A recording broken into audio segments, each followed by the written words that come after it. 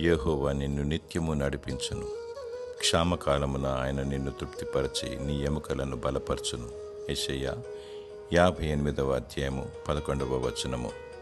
నిన్ను నడిపించే నాయకుడు దేవుడే, జీవాహారము ప్రభువే. తృప్తి నెమ్మది ఆయన వలననే కలుగును. ఆయన నిన్ను బలపరచువాడు. ఆయన బలవంతుడైన దేవుడు. దేవుని అధికారానికి ఒప్పుకో. నిన్ను నీవు ఆయన చేతుల్లో పెట్టుకో. నీ మార్గము సరళము చేయును. తన చిత్తానుసారంగా నిత్యము నడిపించును.